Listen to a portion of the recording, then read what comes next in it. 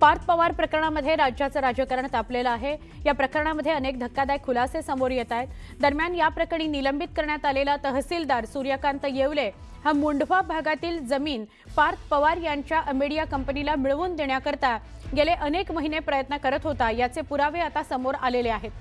तहसीलदार सूर्यकांत येवलेने सगळ्यात आधी ही जागा महार वतनदारांची आहे आणि ते भोगवटा भरण्यास तयार असल्याने त्यांना ती जागा परत देण्यात येत आहे असं पत्र जून महिन्यामध्ये बॉटॅनिकल सर्वे ऑफ इंडिया या संस्थेला दिलं आणि ही जागा तात्काळ रिकामी करण्यास सांगितलं।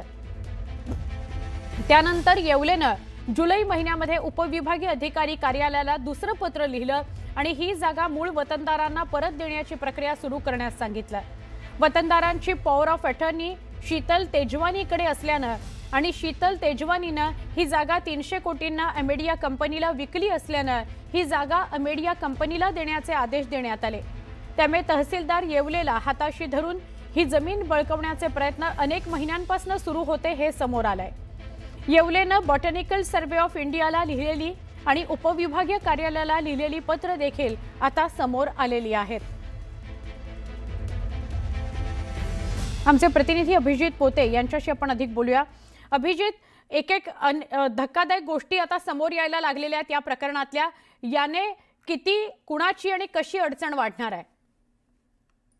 सुवर्णा, हा सगळा जो मुंढव्याचा पुण्यातील मुंढव्याच्या जमीन व्यवहाराचा गैरप्रकार आहे ना, तो हा व्यवहार रद्द झाल्याचं खुद्द उपमुख्यमंत्री अजित पवार म्हणजे पार्थ पवारांचे वडील यांनी सांगितलंय। पण यामधले ना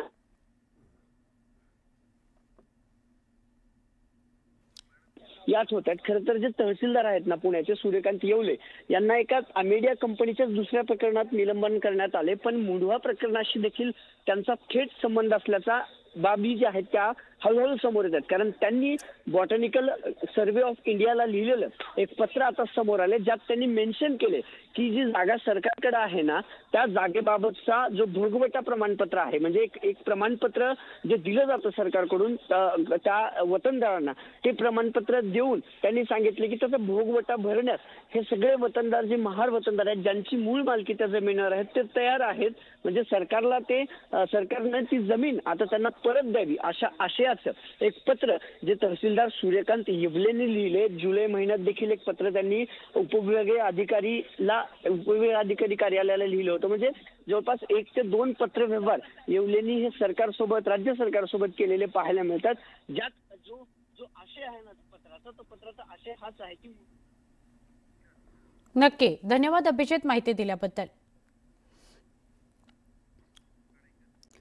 बरं, आता अजित पवार जे म्हणतात की सगळंच तुम्हाला फुकट पाहिजे का?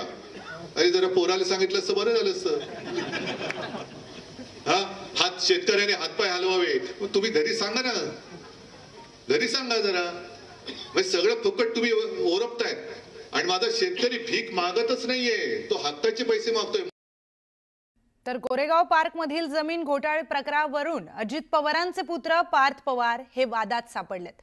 आता यावरूनच राजकारण पेटलंय। सत्ताधाऱ्यांसोबतच विरोधकांनीही अजित पवारांना टोले मारण्याची संधी साधून घेतली आहे। आता मुख्यमंत्री अजित पवार म्हणतायत मुलं संज्ञान झाल्यावर ते स्वतंत्र व्यवसाय करतात आणि जो व्यवहार झाला त्याची मला जराही माहिती नव्हती, कल्पना नव्हती। तिच्या सरकारमध्ये असल्यामुळे उपमुख्यमंत्री असल्यामुळे त्याच्यात काय बोलू शकतो। संज्ञा नसली तरी आज्ञाधारक असा